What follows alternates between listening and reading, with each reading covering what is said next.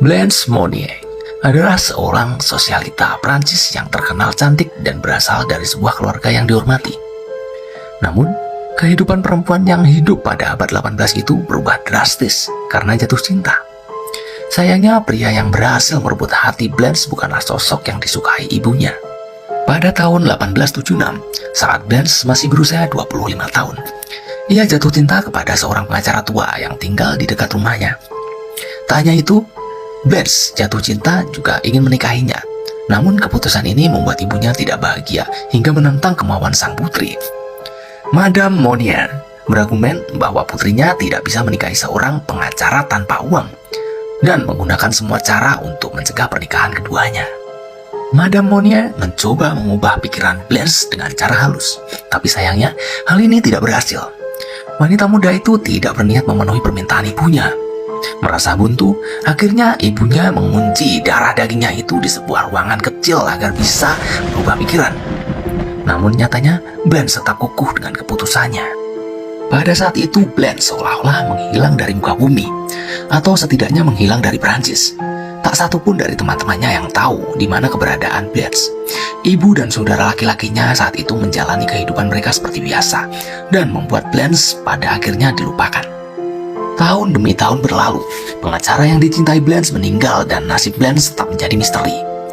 Sampai suatu hari di tahun 1901, ketika Jaksa Agung Paris menerima sebuah catatan anonim aneh yang berbunyi, "Saya mendapat kehormatan untuk memberitahu Anda tentang kejadian yang sangat-sangat serius.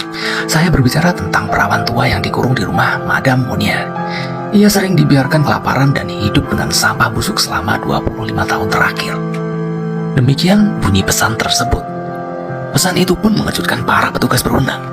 Tidak ada yang percaya bahwa Madame Monnier mampu melakukan hal seperti itu. Ia adalah seorang warga terhormat di Prancis, dari sebuah keluarga aristokrat yang kerap memberi sumbangan. Polisi kemudian dikirim ke rumah mereka guna memastikan kebenaran dari pesan tersebut.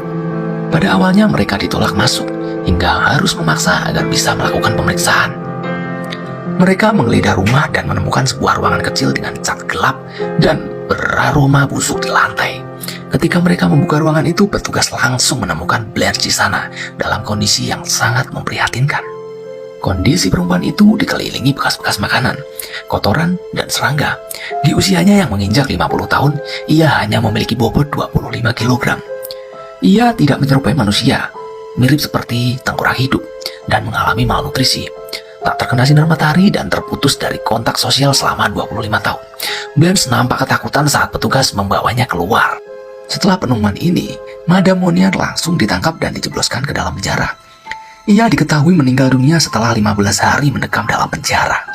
Sebelum meninggal, ia mengakui semua hal kejam yang ia lakukan kepada putrinya, termasuk tindakannya yang hanya memberi makanan sisa kepadanya. Kisah Blanche kemudian dimuat di New York Times yang diterbitkan pada 9 Juni tahun 1901. Saudara laki-laki Blanche, Marcel, tak luput dari hukuman penjara.